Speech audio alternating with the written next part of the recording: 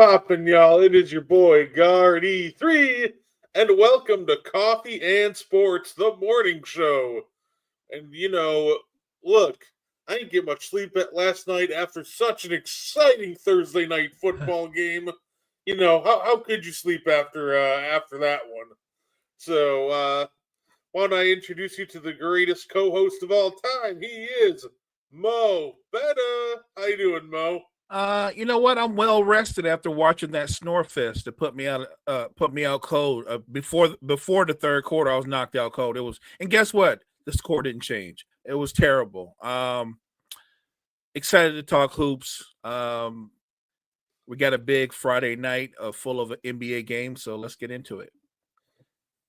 Yeah, like I said, you know it's bad when I go on Twitter and the only highlight reel I could find from last night's game is the highlight reel of AJ Cole, the punter of the Raiders. Which, look, he had a fantastic game. 2 punts at the 1 yard line. Whoo!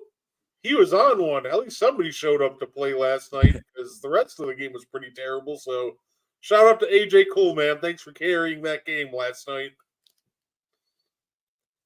So, of course, I figure we just start with talking about the other game, Mo.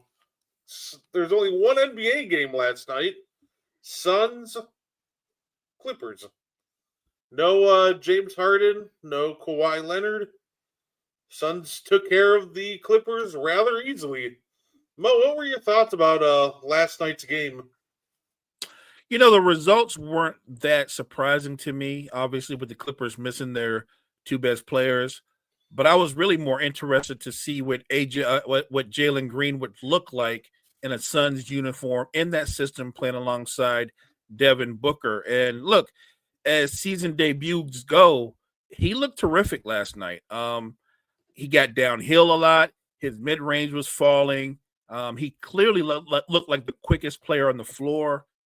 It was a great debut, and maybe the best thing for a guy like Jalen Green is to be able to play off a proven all NBA player like Devin Booker. It might be just exactly what the doctor ordered for Jalen Green. Yeah, absolutely. I hated watching the Clippers yesterday. That they just did not look like they were ever into that game. And like my problem with watching the Clippers yesterday is there's just way too much ball watching, man. Like I'm watching them, and they're like completely like I watched 5 guys watching Colin Gillespie dribble and leave Grayson Allen wide open for a check the win 3-pointer. I'm watching bad double teams on Grayson Allen in the middle of the court where there's no double team angle just to leave Royce O'Neal open for a 3. That was just one of those games where it looked like that the Clippers were, even though that their best players were out, it just seemed like they were never really into it. No, I would agree with that. It was a lackluster performance, but this Clippers team has been Jekyll and Hyde. I know we're early into the season, but they've been kind of like a roller coaster ride.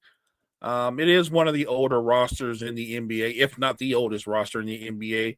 So the different rotations and combinations they put out there, it's going to vary because you're going to always have a couple of guys in street clothes. When your core is 35 and older, you can book on that. I don't know the direction of this Clippers team. And more importantly, I've seen them play 4 or 5 of their games. I still don't know their identity. The only thing I know about them for sure is they don't run. And that makes sense, obviously, because they're an older, slower team. But their half-court execution is just a series of ISO ball. Left ISO ball in the corner, ISO ball from the top of the key. They don't really run a system. And look, let's just hope that come late in the season or playoff time that Kawhi and James Harden don't have to miss any time because first option Bradley Beal, man, that was not good.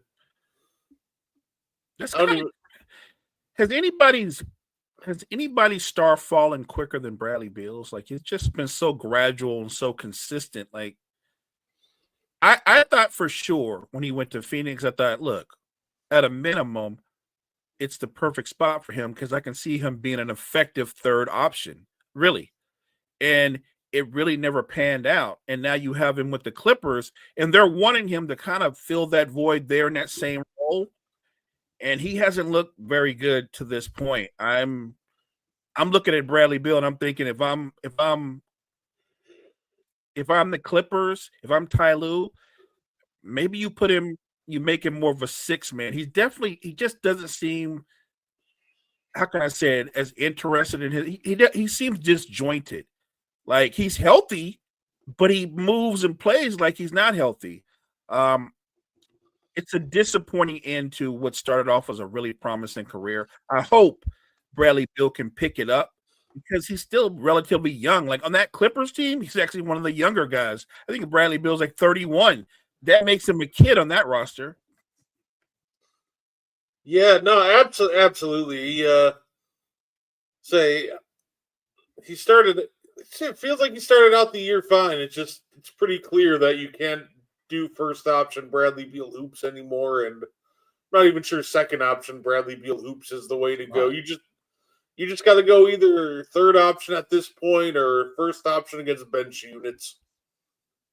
So overall, hoping he turns it around or at least has a better showing than last night.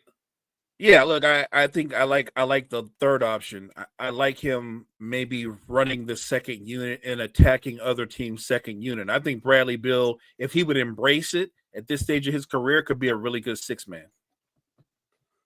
We got a good slate of games tonight, and tonight is the start of the NBA Cup.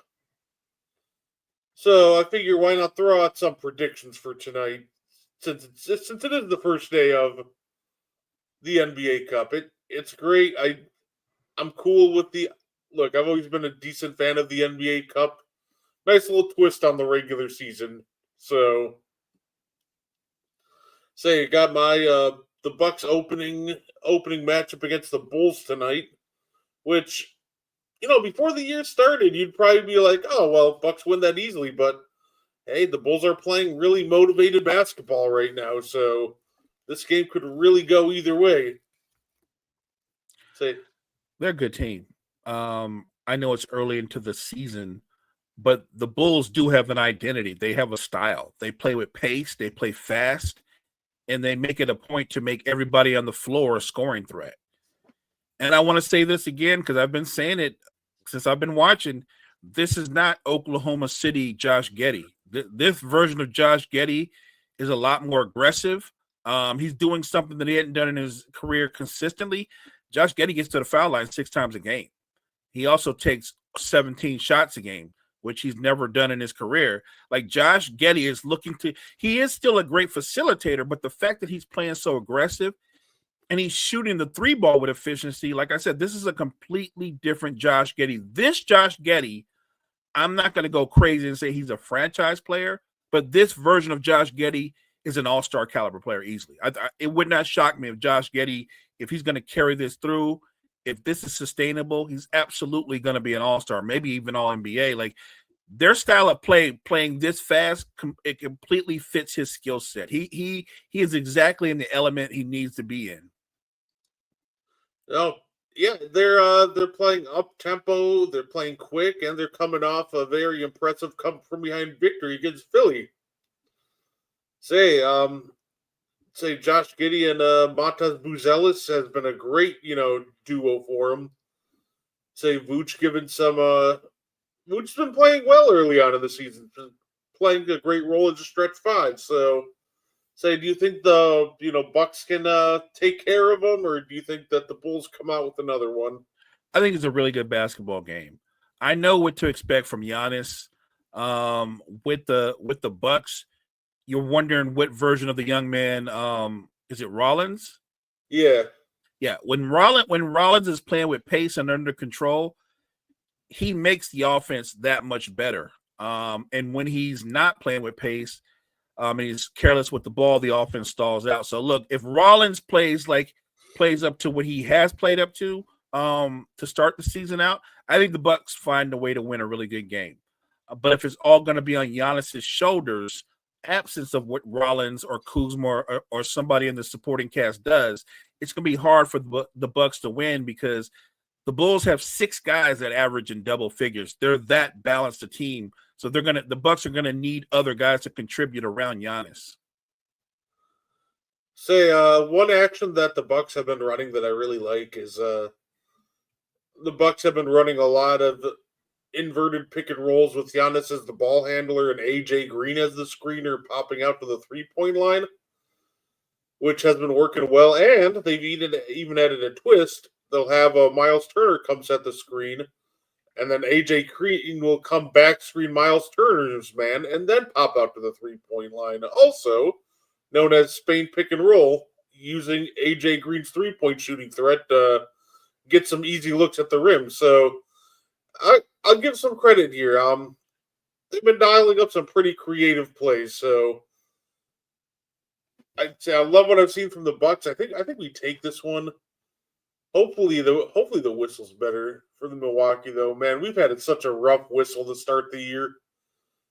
Say I'm watching us like it completely lose the free throw battle like every game, and I'm like, wait, this normally never happens. Say we're normally just a very aggressive team attacking the rim. Like, how in the world? Like that game against Sacramento when they had like 40 free throws was egregious. I was like, come on now. I will say this about your Bucks. You should always be in the top 5 in free throw attempts per game just because of Giannis. He's gonna get 12 a game, and it also means that he gets the other team in the penalty, which means that his teammates with minimal contact should get to the foul line because the other team's going to be in the penalty. So, yeah, I thought, especially against a team like the Kings, who they're not just perimeter oriented. Outside of DeMar DeRozan, they don't really attack the basket. They settle for jump shots. So it's weird to see a jump shooting team shoot that many free throws. Yeah, no, that game drove me insane. I was getting so mad at that game. I say I'm normally not a guy to just sit there and blame the refs, and obviously we lost that game more. That there are more reasons we lost that game than the refs. But I'm like, come on, this whistle is just absolutely egregious one way. So, say we got another NBA Cup game. Well, every game's an NBA Cup game. Jazz Timberwolves. Feels like the Jazz should just lose this one rather easily, right? Shouldn't be the Timberwolves all the way. It should be, but you know what? The Timberwolves aren't playing great basketball right now, so I'll say that it's a trap game. I expect them to win, but I can see where this could be a trap game. Say no, absolutely. Say Julius Randle's been great for the Timberwolves to start out the year. Shout out him. He's been playing he's been one of the most efficient ISO scorers in the league, giving him a great baseline while Anthony Edwards recovers from a hamstring. He's played well, but when you watch the Timberwolves play, the first thing you say to yourself when you watch them play is they've got one shot creator, one guy that can consistently create shot. They just don't have enough shot creation on the floor. And they didn't add any. You could make a case they actually lost. Like Alexander Walker was one of the few guys coming off their bench that could get his own shot, and they lost him. I don't see how Minnesota goes deep into the playoffs this particular season with the current roster construction because, yes, Julius Randle is effective as an ISO scorer. He's not nearly as effective in terms of being a facilitator. Their offense stalls out when Anthony Edwards isn't on the floor because no one else can create for anybody else. Like, it's a struggle, and it's ugly to watch them play basketball because Jaden McDaniels is averaging a career high, but Naz Reid is having a terrible season up to this point. And Mike Conley, I thought he looked like a shell of himself last year. Now he's just a shell of a shell. I think if anybody needs to make a move to bring in I don't care who it is, a point guard, a wing, or whatever, another facilitator, it's the Timberwolves. And when I hear all these rumors about John Morant, I don't know what the Timberwolves have in terms of assets or picks, but in their situation, you should go all out. I've said this before, and I'll stand by it. If I could think of a perfect landing place for John Morant, it would be able to play alongside a dynamic wing who's an attacker like him, because I think John Morant would feed off of playing with a player like that. I think one of the things that the Timberwolves might need to try sooner rather than later is I know they want to bring their young rookie that they drafted, Beringer, along slowly, but they might have to play him sooner rather than later. Look, Naz Reid is a great offensive talent. He was last year at the price point he was last year, but Naz Reid on a $25 million contract all of a sudden when he's not on a bargain deal doesn't almost look like the same player all of a sudden, right? So the Naz Reid Julius Randle duo, when those two share the court together, as at the 4 and 5, defensive rating of 143. It hasn't been good. So they might end up having to either go get more size and Beringer just isn't ready, or I don't know. It just feels. All I know is they can't really just keep running this duo out there because it wasn't a good defensive duo last year, and now anytime Rudy steps off the court, their defense is just hemorrhaging points. Look, I think defensively they need a better point of attack defender. Yes, you definitely can point at the Randle Reid combo not being able to hold their own in the paint, but I would also throw in they don't have a great point of attack defender to start off, and that's a problem for them. And I do think like they've got every team has holes, but Minnesota they lack shot creation and they don't have a lot of shooting. Like this particular season, Dante DiVincenzo, early in the season, he's shooting the ball well, but he's a streaky shooter. What I worry about when you look at the Timberwolves is late in the season, are they going to have enough shot not just shot creation but shot makers on that roster because they don't have a lot of them. I can understand wanting to maintain the standard that they've held the last 3 seasons as one of the better defensive teams, but I think that you could sacrifice a little defense for better offense. Yeah, so absolutely. It's like I said, I definitely agree they need more shooting, shot creation, and if they could add some extra defense, especially for when Rudy's off the floor, that would help them a ton. Because I don't think those two will be this bad all year, but I can't imagine it'll get that much better when Rudy's off the floor. So they got to find a way to survive those minutes a lot better. Cavs Wizards should be an easy Cavs victory, but early NBA season games are just weird, so watch this end up being a dogfight. Yeah, look, I think the Cavs should win. It's funny, whenever I watch the Wizards, I'm not looking at them to win. I'm looking to see the improvement or any kind of signs of development in their young core. And you watch a guy like Alex Sarr, and there are games where Alex Sarr, you look at him and you go, that's why he was drafted where he's drafted. I get it. And then he'll turn around the very next game and you go, why would they ever draft somebody like that high? The most consistent thing about Sarr so far is that he's inconsistent. They have talent. They just don't have an identity and they lack consistency. And I get that when you do with a young team. And I thought the whole point of having a CJ McCollum and obviously a Chris Middleton was you got vets who could talk to the rookies, who can get in their heads, and that would help. But so far, it really hasn't reaped benefits yet. So I don't watch the Wizards for wins or losses. I'm just looking for development and improvement in their young core. And it's been a grind. But again, they have talent. It's just a matter of being patient. If you're that fan base, you're going to have to be patient. Hey, you know what? We know what they're playing for. They're playing for that top spot in the draft to see if they can get that superstar to pull it all together. A lot of great talent at the top end of this draft. And you got the son of Carlos Boozer, Cameron Boozer, been a walking double-double. He's nice. AJ Diabasta, just an absolutely dynamic player.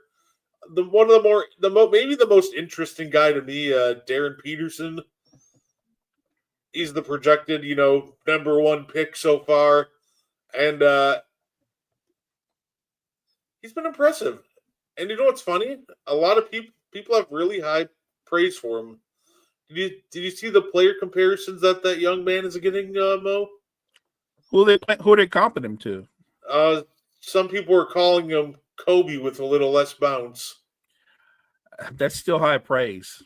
That's a lot. That's very high praise. And it was funny the first game watching him because they played Green Bay, and I'm like, Kobe with a little less bounce is pretty crazy. And then the first play, he just effortlessly and smoothly takes a really random, like, contested midi, but it looks so smooth and it went in. I'm like, oh, you know what? Maybe they're right. But yeah, no, I'm going to keep an eye on him and, just try to keep an eye on this entire draft class. But it's shaping up like this could be a very special draft, in the upcoming 2026 years. So, like, watching these top prospects, I'm like, yeah, I can see why these teams are tanking. I think some of these teams are tanking, and some of them they're just honestly that bad. Oh yeah, I don't think a team like Utah is intentionally trying to tank. They are not. They are not trying. Say Wizards fans should be experts in patience. Fair enough, Kyle. Fair enough. That's true. That is true. Say, hey, they got their glory years. They can remember their playoff appearances during the John Wall days. Oh wow. Say that Paul Pierce buzzer beater. Well, almost that Paul Pierce buzzer beater was so good for them though. I'll admit I was so hyped when he hit that. Take you back to the 2016 Wizards. I love Paul Pierce. He is by far the most confident dude. One of the most confident dudes that ever played the NBA. Like, I love how when he reminisces, somehow he gets better as time passes. See that's why one of my favorite players to listen to is Jeff Teague, man. I just like how honest he is. He's just like, yeah, I was pretty bad, but here's what happened. Jeff, maybe that's why his podcast is so popular.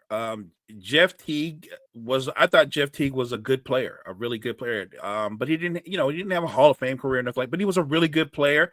But he speaks truth to when he was bad and wasn't very good.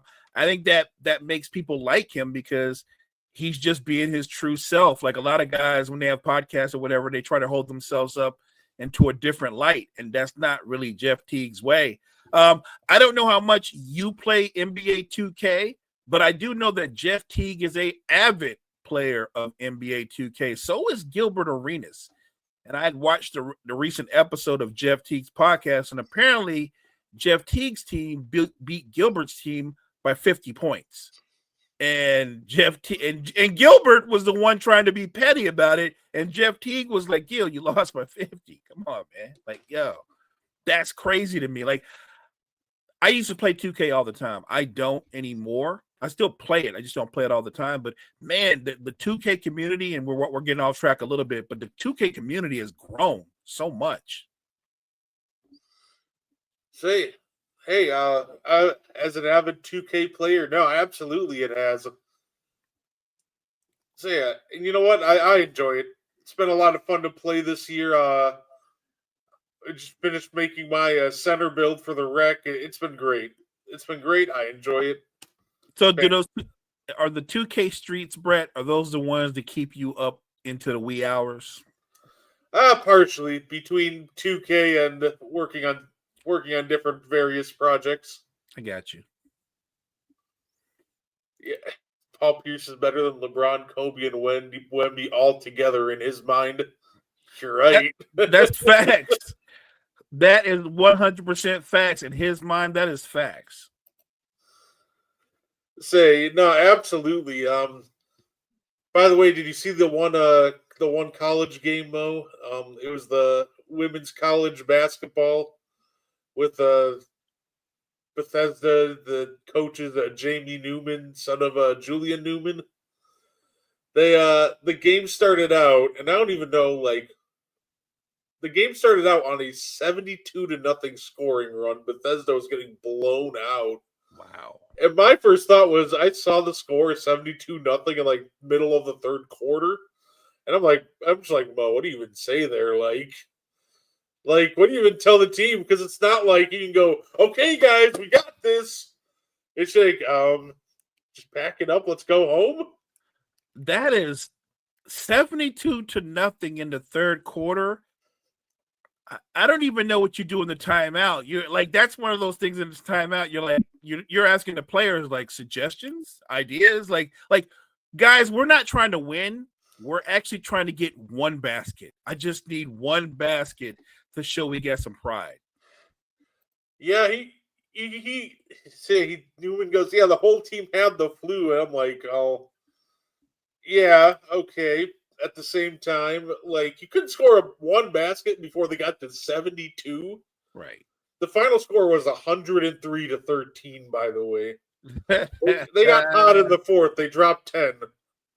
I'm sorry. You can't at least go to the basket, draw a foul, flop, do something. Pick a fight. Get some technical fouls. Do something. Yeah, no, at that point, I think at like 50-0, I'm just getting tossed. I don't care if there's only like 5, if we're the only 5 players available. I'm hard fouling somebody at that point.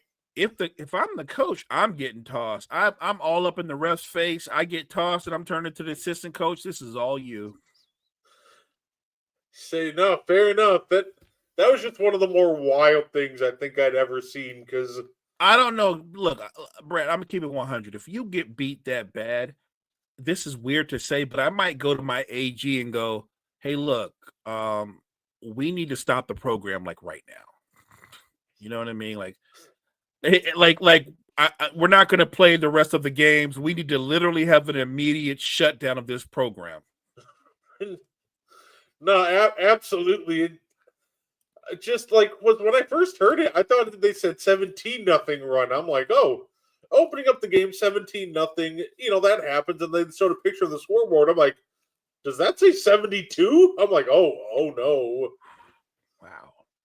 The spread was negative 72.5 at the half. Oh, good grief.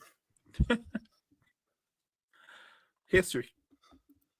Yeah, well, better luck next game.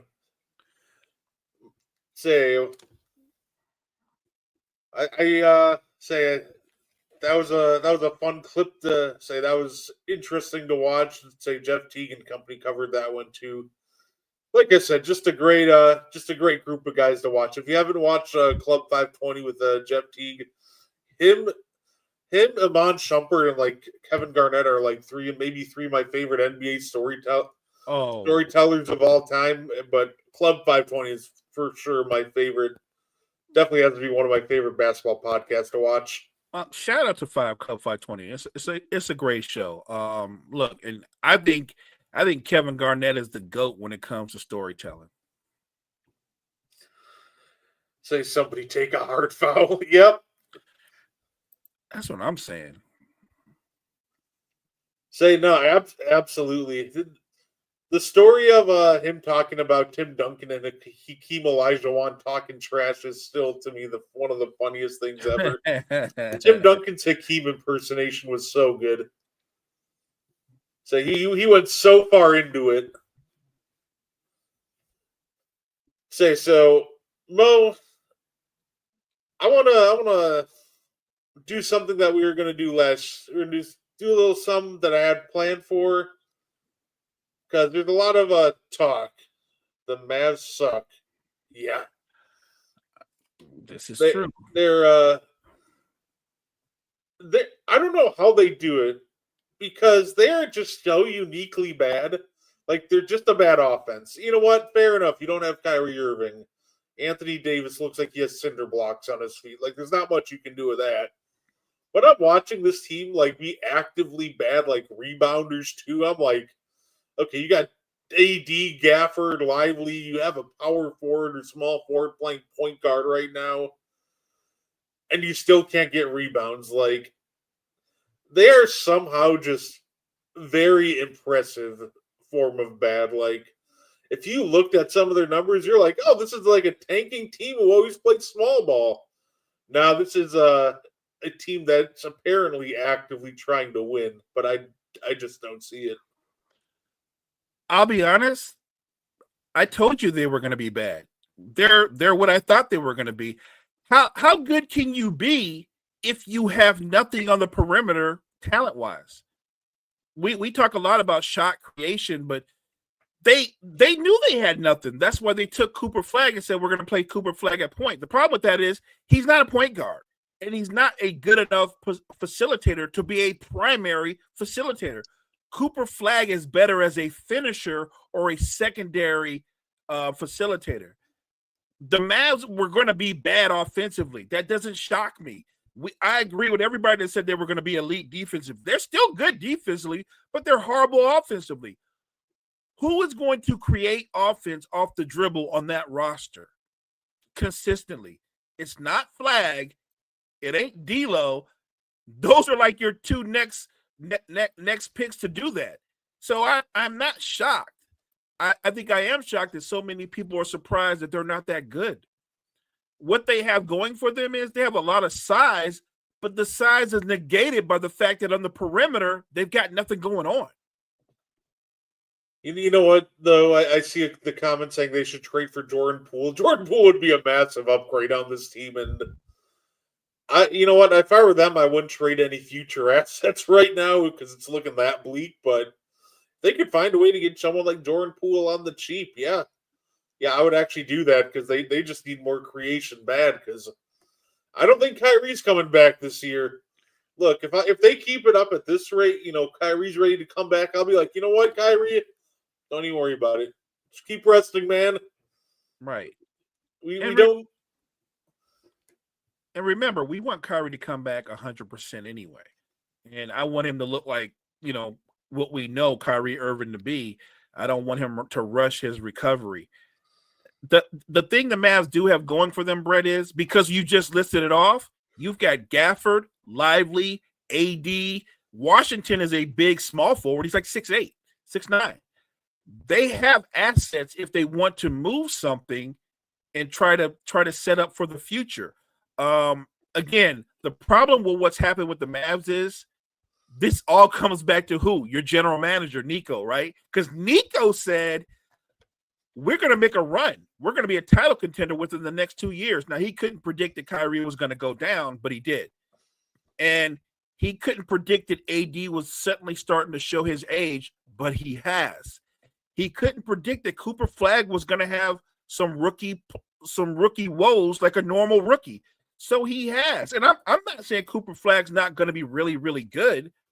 I just told people to pump the brakes and stop using words like transcendent when you've never seen him play one game in the NBA. I think he's going to be a really good player. There's no doubt in my mind that Cooper Flagg's going to be really good. But I'm going to pump the brakes and saying he's going to be a franchise player. There's no way you could know that. Yeah, I still think that I still think it's definitely very possible that he ends up being that. It was just an unfair expectation for him to be like, all right, here you go, save our offense, Cooper. Let me put it this way: the one art headline that I saw that I knew the Mavs were in trouble in, when their report came out, they're like, oh, they're thinking about using PJ Washington as a primary ball handler. I'm like, oh, good Lord. Yeah. Literally, I saw that, and I'm like, that just sounds like 6 turnovers a game. And sure enough, they tried it, and now they have to move D'Lo into the starting lineup because they're like, oh, wait a minute, maybe PJ Washington shouldn't be a primary ball handler. Yeah, and look, I'm not saying Cooper Flagg won't be good. Like we talk about ceilings and floors, I think Cooper Flagg's floor is he would be a perennial all-star. I think that's his floor. Obviously, the ceiling would be he would be a transcendent franchise kind of like player. But I think the worst case scenario is you're talking about a perennial all-star. So he's not going to be a bust by any means. And this is year one, and we're not even a third of the way through year one. He can pick it up. But I just think that they set him up for failure by wanting to make him a primary ball handler. That's not what he does. That's not the strength of his game. I think the Mavericks, best case scenario, they move a few pieces that aren't going to be part of their future and try to set themselves up for the future with Cooper Flagg and go out and try to find his running mate. Because the reality is this: even if Kyrie sits out this year, Brett, remember, people forget this. Kyrie's 33. He's 33 years old. At some point, how much longer do you think he's going to play at a high level? And remember, Kyrie has a different skill set from a guy like Steph. A lot of what Kyrie does is predicated off of his quickness and change of direction. Coming off of that kind of injury, I hope he can come back and still have some of that. But if Cooper Flagg's going to be your guy, you got to go out and get him his guy. And Kyrie's not going to be his guy because Kyrie's not really part of their future. He's part of their right now. Something's been draining all of Klay Thompson's energy because Klay looks like garbage. He looks bad. Like he's so bad he's not even in the starting lineup no more. His personal life is going great though. Hey, cue the watch music. You light my fire. Say it. Yeah, no, he just doesn't look like one of two things is happening, and the reality is it's probably both. One, he's just completely checked out, and it probably won't change at all this season. Or B, he just doesn't have the knees under him anymore to be a high-level contributor. I want to say just one of them, but at this point for Klay, it's probably just both of them. Let me ask you this. If Klay were to be moved to a more talented team, and they're asking less of him, like maybe make him more of a situational player, and the expectations are he can give us 12 points a game, but we need him to shoot a high percentage from three.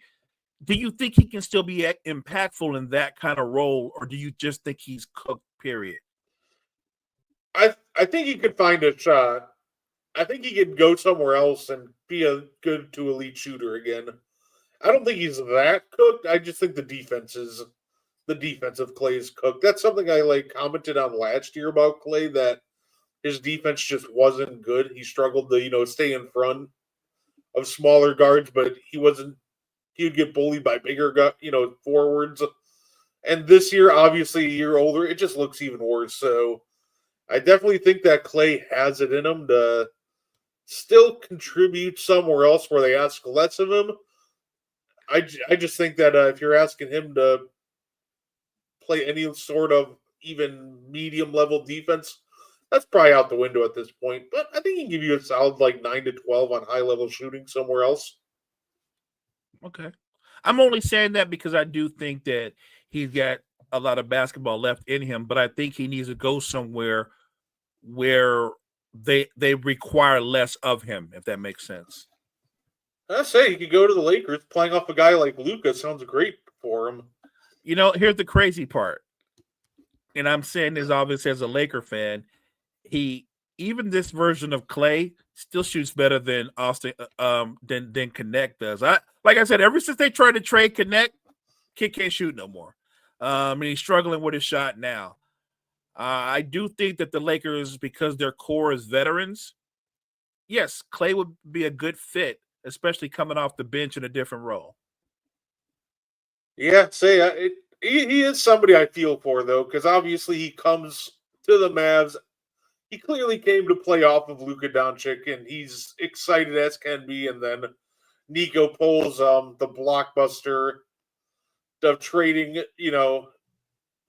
Luka, and then it just seems after that, Klay's been just very checked out since that, and especially since the Kyrie injury. So that's a great point. That's tough for Klay. Nico pulls that move, and Klay's like, can we nullify my deal? Because I don't want to be here. You know what I mean? This is not what I signed up for. And that's another thing. Because they lack shot creation, it's difficult for Klay Thompson to be as effective as he's been in the past.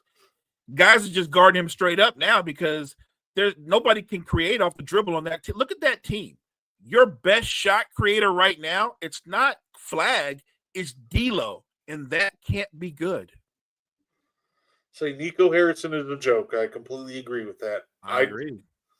I'd pick up DeRozan. I mean, it's funny. That would actually help the Mavs a ton, but it's with them. They just got to balance it out. I don't think you really need to add any more vets to this team. It's almost like the best course of action would just maybe see if you can offload some of your pieces that aren't part of your future. I said, Take this year to almost tank, and because the Mavs do have their first this year, so it might be in their best interest if you can to tank and see if you can get Cooper Flag's future running mate. If you just get lucky and get a higher pick in the draft, you can draft one of the top point guards, and then you have a potential running mate for the next 10 years for Cooper Flag. I think that's got to be your plan. I think Nico Harrison has to change course right now.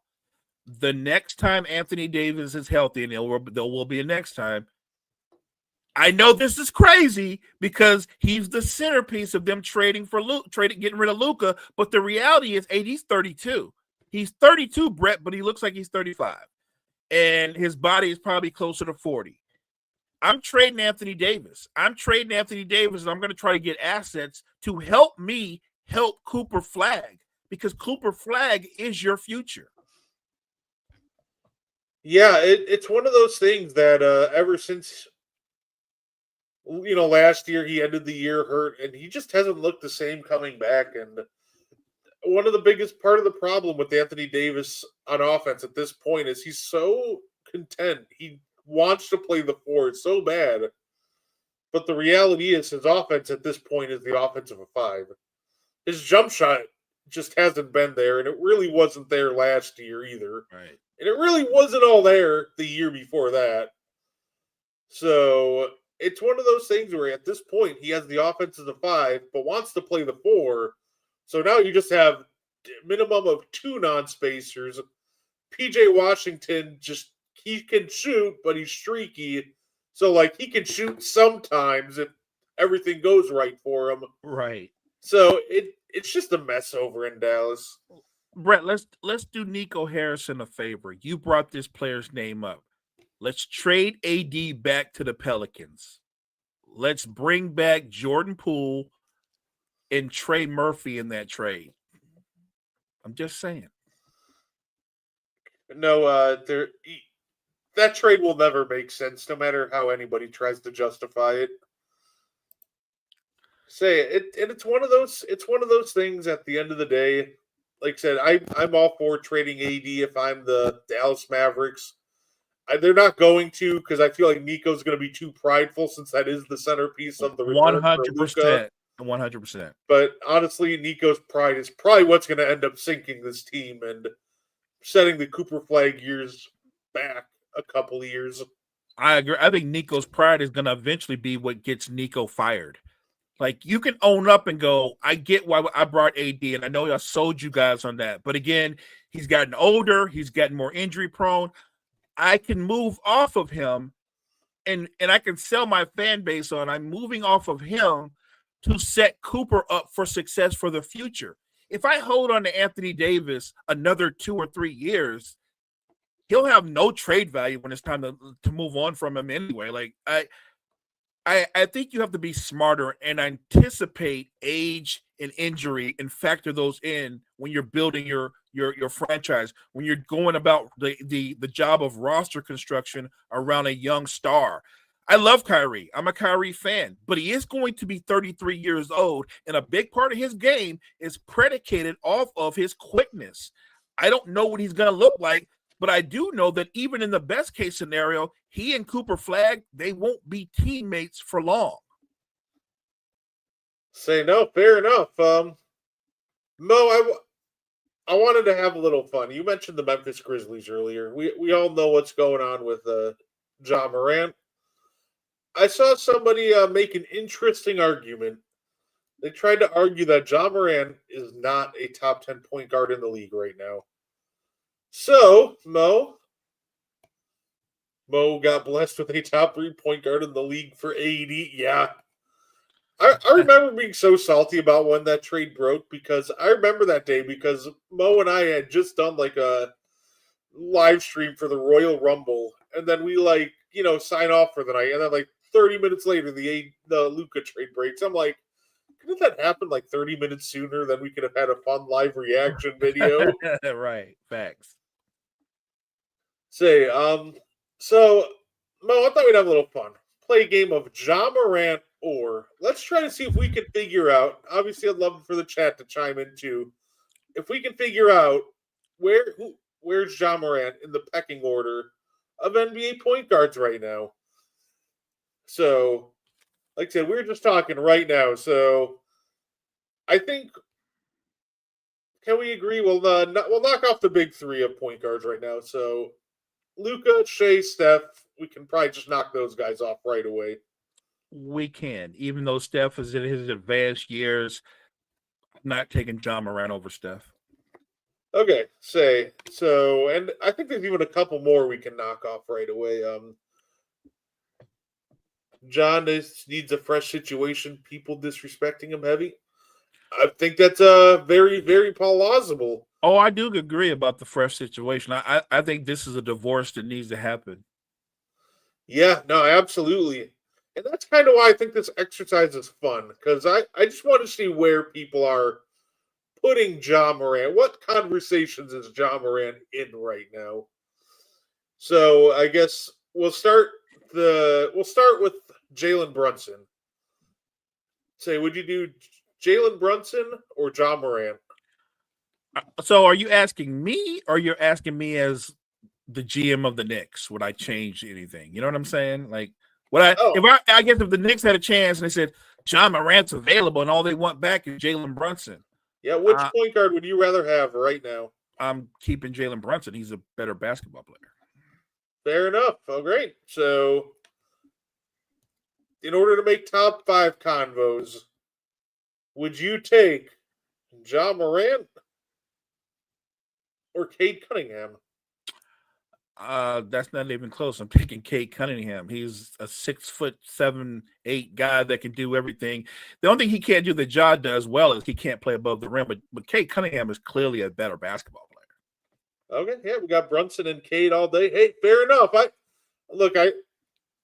did not have him in my top 5 either. I think this is where it gets interesting, though. Top 10 conversations. But that being said, it doesn't get that much easier. Ja Morant or James Harden?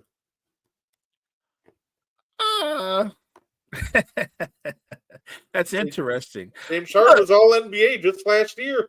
And so this is what I'll say. I'm taking Ja Morant because Ja Morant's 26 and James Harden's 34. But that's why I would take Ja Morant.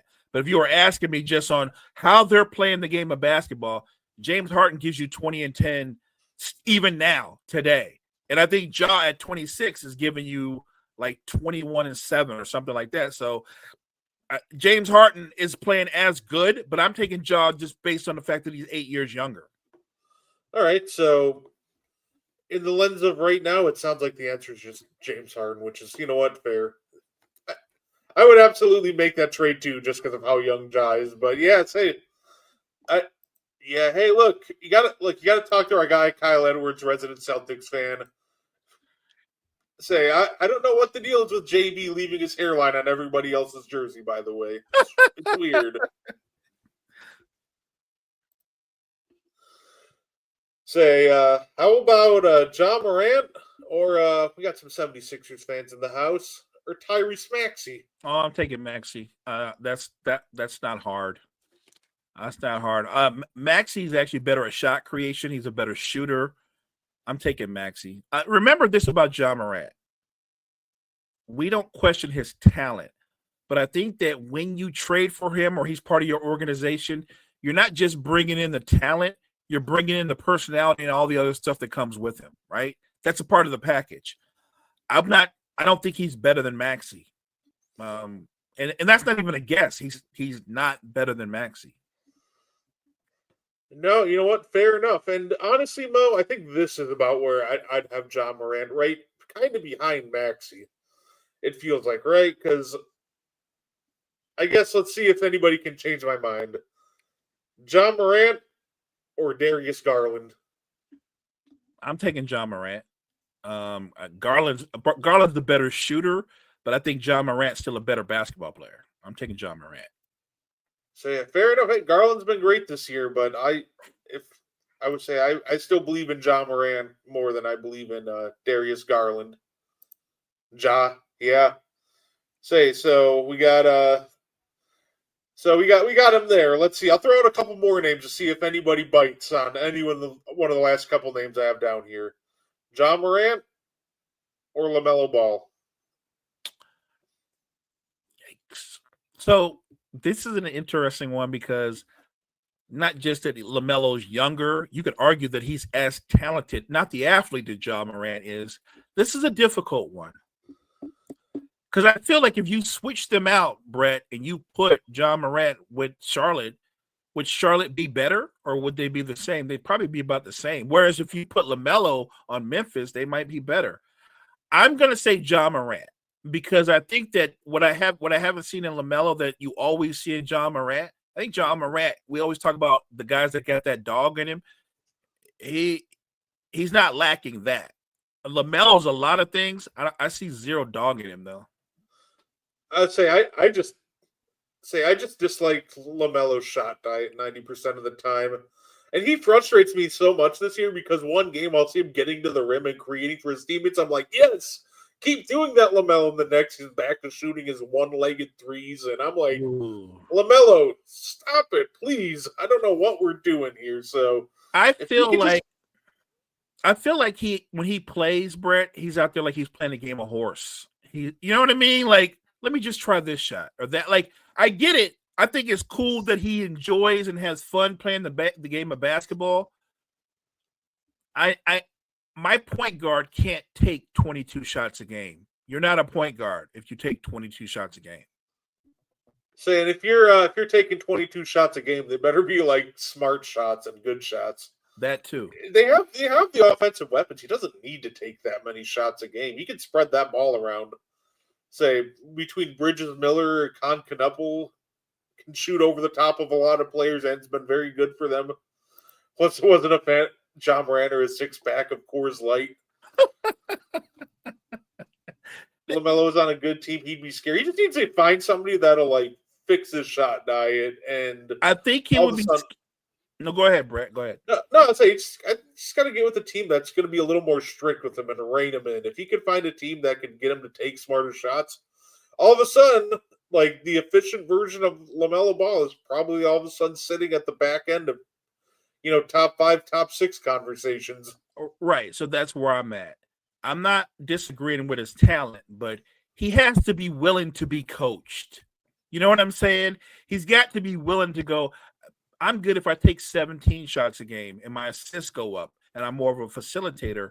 If he's willing to be coached, then I agree with the statement. But if he's not willing to be coached, if he's content, and a lot of guys are, by the way, if he's content with being the best player in a bad team where you're going to put up numbers every year, but your team is getting the break speed off of him, I don't want him on my team. Oh, fair enough. And why not? We'll end it with a little bit. By the way, I kept all the injured guys off, so obviously not going to ask about Hallie or Dame. And I didn't even mention De'Aaron Fox because obviously De'Aaron Fox hasn't even played yet. Let me throw in a name right now that's been talked about a lot. And he's not necessarily a point guard. He's more like a combo guard. But we're just talking about player for player. Right now, today, we're not starting fresh, but right now, today, Ja Morant or Austin Reeves? Really, you know what's tough about this one? Austin Reeves might have one of the best whistles in the league. He is so good at baiting fouls. That's the only reason. That's the biggest reason that makes it tough. Because, like, I want to say Ja Morant. Probably still going to go with Ja. But I got to give Reeves credit because obviously he's just a very good shooter. And I don't know if it's that LA whistle, but man, he gets such a good whistle. And here's the thing. By no means am I saying Austin Reeves is better. What I am saying is right now, today, because of how he has been played, because a lot of us didn't realize that Austin Reeves had that kind of bag. Like you just said it, Brett. He can draw fouls as well as Luka can. Like he baits people into going for his pump fakes or head fakes. He's really good at it, and he gets a really good whistle. And I think that has to be part of any kind of comparison to other players. Ja is an elite athlete, probably one of the 3 best athletes in all the NBA, but he only gets to the foul line. He only shoots about 4 or 5 free throws a game. You would think that he'd be shooting like 10 or 11, but he settles a lot for jump shots that he didn't have to take. I'm a big Ja Morant fan. I am. I know it doesn't sound like it because we had this Ja Morant or I'm simply saying he needs a fresh start. Memphis needs a fresh start. I would argue, by the way, that if you're going to trade Ja Morant, you shouldn't stop there. You should also trade Jaren Jackson too. The last guy I had was Ja Morant, or obviously had Trae Young, which I'd probably go with. I love Trae Young's offensive game. But I do kind of like the rim pressure that Ja Morant can create when he's fully engaged. So that is a good. That's actually. I think that might be the best one you've put out there this whole time. Because here's the thing, we can talk about the pressure that Ja puts on the rim, but Trae Young gets to the foul line almost double the amount of times Ja Morant does. Right? So, like Ja's strength, Trae Young's better at. He's better at. I would take Trae Young, and I'm not a huge Trae Young fan, but in terms of what he does, I would take Trae Young over Ja Morant.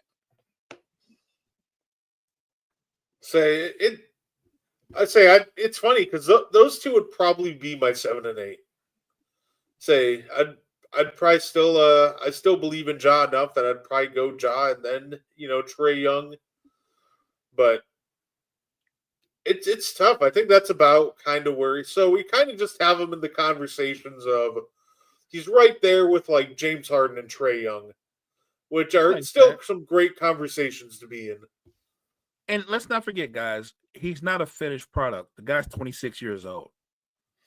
And I know Memphis is his home, but I really do believe he just needs a fresh start. Yeah, I can't wait to see where. For a minute, I almost said that he should go to Miami. I thought that would be a great fit for him, but I came to the realization that they literally are playing right now the same scheme and system that made him so annoyed last year. So I don't know if the scheme and system works out there, but they'd almost have to change it up for him. I also would say Miami. Everybody says Miami, but let's think about this for a minute. Are over or under that Ja Morant and Pat Riley get along? Never mind Spoelstra. I know Spoelstra's a coach. Spoelstra will find a way to make it work, but in Miami, the HNIC is Pat Riley. And if Pat Riley doesn't like you or ain't feeling you or think you got way too much attitude, it ain't going to work. This is a fun one. Mo, who would you rather have, Brunson or Cade? Brunson's an incredible shot maker, but if I'm a GM, even going off what they're doing right now today, I'm taking Cade. Yeah, it's funny. And I love Brunson, by the way. I do. You know what? I honestly like Cade a little better than Brunson too. I like what he brings on both ends of the court. I love Brunson's offensive package. I love his offensive game, and he's really clutch. But I really like, whereas I would say Cade's a bit more unpolished on the offensive end than Brunson. I think he kind of gives it back to you on defense. So I kind of like Cade better as a two-way prospect, and he's got a great size and frame that you just can't teach. So right, that's the thing. You can't the 6'8" thing. That's a real thing. And I'll say this a step further. When they get Cade Cunningham the right sidekick where he can get off the ball a little bit and he can come off screens, it's going to take his game to a whole nother level. What's up, main event? By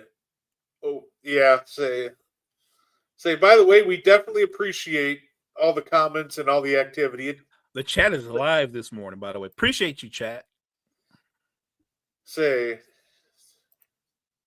Trading for Ja would be like trading for Dre. Who would want that headache? I Say, would. I think a lot of teams still would take a chance on John Moran. At the end of the day, this is a kid who just a couple years ago was almost in talks for kind of where Anthony Edwards is now. The talk Yeah. for the next face of the league. He was Right. that good, that exciting. Like it wasn't that far removed, and I think the talent's still there. Brett, I let me still ask think you something real quick. You're a Bucks fan. Would you take John Moran? yes, I would take a chance on I think I would still take a chance on John Moran. So the Bucks, it's unique though. I don't think it's a for sure yes. It depends what we're giving up, and the only reason I say that is we already kind of have Giannis who likes to work inside. John Moran doesn't have a very consistent jump shot, so the fit is kind of awkward. If we could get him for cheap, I would absolutely take that chance, but it's not a for sure thing. Not because I'm not a big John Moran fan. It's more so because I'm unsure about the fit with Giannis. No, I 100% agree. And I just threw that out there just saying, would you still take him in the sense that you still believe in his talent? Look, if I'm a GM, I'm not putting John Morant and Giannis together because it is a bad fit. If you're going to get the most out of Giannis, the perimeter player that you pair him with has got to be able to be a shot maker. Say no, absolutely. John needs a new scenery. Memphis as a whole has just regrets. It their new coach is trying something very interesting. So he's trying to play like everybody in shorter stints. So instead of playing everybody for like maybe like John Jaron, for example, for a 7-8 minute stint, which is what you'll see most teams do with their star players. He's trying to play him for like a 5 and 6 minute stretch, and the idea is obviously we want to keep everybody fresh, rejuvenated at all times. But I think the big problem with that is it's not really allowing these guys to get into a rhythm. And when people are starting to just get into a rhythm, he still wants to stick to his rotation so badly that he just still yanks them. So I think that's kind of part of the problem where I think Laz Liazzo, I'm sorry if I pronounced the Grizzlies' new coach name a little wrong there. I apologize, but I think he's just got to get better at like understanding if somebody's cooking. You just got to give them a longer leash. You can't just always stick to the rotation. It just doesn't work like that. Agreed. Agreed. And look, like I said, it sounds like the morning show and they're bashing John. It's not bashing John Morant. It's understanding that it looks like the relationship in Memphis is fractured. That team doesn't even look like they're showing up every night. And I thought the beginning of the end started last year when you decided to move on from Desmond Bain because you actually had your own organic big three. But when you decided to move on for Bain for KCP, I thought that was the beginning of the end. I don't know what to do with Jaren Jackson. I know he's a talent. I know he's impactful defensively, but I don't know what he is. I know he's supposed to be a 4, but your 4 has to get you more than 5 rebounds a game. That's inexcusable. And it can't be, well, he takes a lot of jump shots. That's on offense. Where you're going to get the majority of your rebounds is defense, is where you end possessions. How is he not a better defensive rebounder? I'm sorry. A lot of people are talking about John Morant, but if I'm going to kill somebody who's been vastly overrated, it's Jaren Jackson. I would have already traded him. It's one of those things with the whole John Morant situation is everybody kind of pours it all on Ja. And to be fair, I was critical of Ja because I watched that game against the Lakers a couple nights ago. He clearly was just disinterested, and he didn't try. He quit on the Grizzlies a couple nights ago. I said that a couple days ago, and I stand by that. That being said, John Morant is not the only one to blame here, though. This isn't just a John Morant problem. This is just also a Memphis Grizzlies problem. And I think it's definitely time to just split. I still believe in Ja, but it's just clear that the future of John Morant is not Memphis, and the future of Memphis is not John Morant. So I think he's just gotta wait, maybe see if you can get an uptick in play from him, And as soon as you get a trade that is the absolute best value that you can get, it's probably just in your best interest to move them sooner rather than later, because we all know what happens when you try to keep a disgruntled guy for too long in your locker room. Right. Agreed.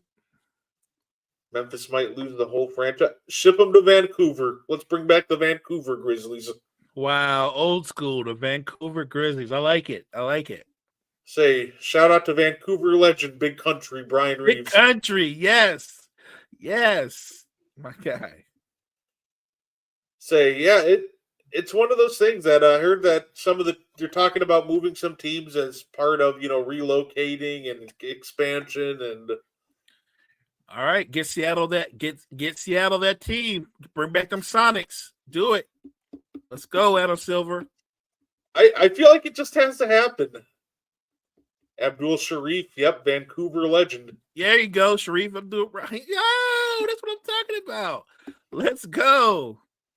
Say first game back. They're gonna bring back the Vancouver Grizzlies, and I feel like even all these years later, if they bring Steve Francis back in that building, they're gonna boo the crap out of him.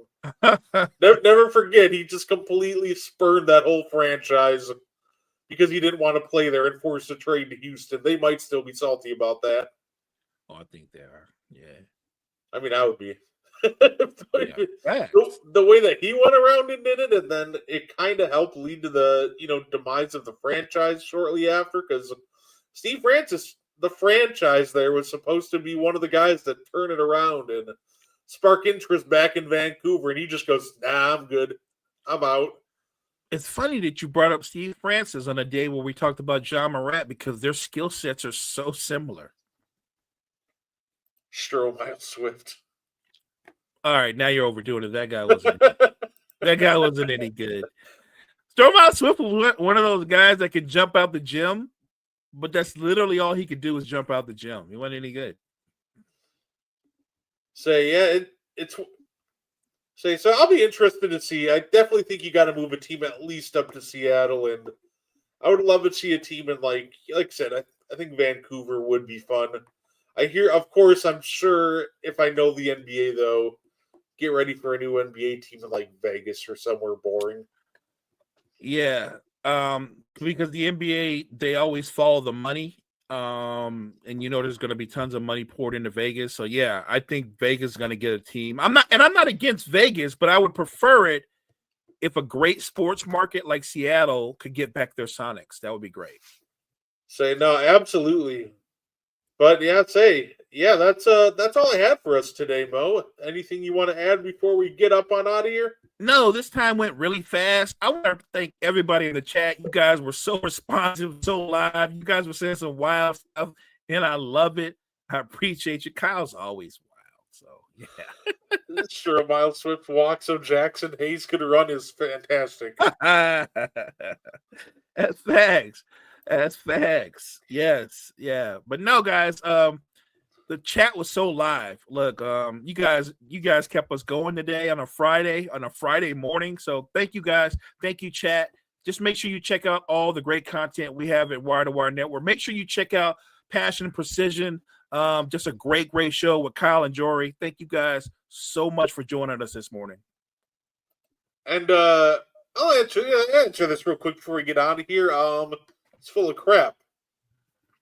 I mean, that Nick Khan, they're raising prices. It's not because of the international shows. It's because they want to make more money. Let's keep it a buck. They're not raising prices because they've been doing international shows for years now, and they never had to raise their prices. So they're full of crap. Him saying that would be like if John Morant came out and pledged his allegiance for the next 10 years, be like, "Oh, I want to retire a Memphis Grizzly." We'd be like, "Yeah, okay, Ja." And I'm looking at that the same way I look at this with Nick Khan saying that, like, "Yeah, okay, Nick. Like, we just be honest, be upfront. You raise the ticket prices because you want to make more money. I'd rather you just come out and say that than this." That's the key, right? Myles Garrett was leaving Cleveland. He hated Cleveland. I'm getting out of this hellhole, and they gave more money, and he loves Cleveland. So, Right? So, say thank you everybody for tuning in. You can catch Mo and I next Monday. We'll a little bit of a schedule mix around because I have to work next Thursday, so we'll be doing the And One podcast on Monday, and we'll be talking straight up an hour and a half or so of hoops. And then you can catch us talking wrestling on Friday. We'll mix it in with the morning show. So thank you guys for tuning in, and we hope you enjoy.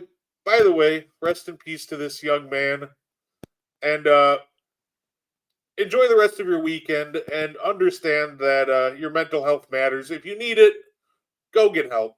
Yeah. Say not any less of a man to do so. So that's the note I want to end on. Just enjoy the rest of your weekend, and your mental health matters. So enjoy the rest of your weekend.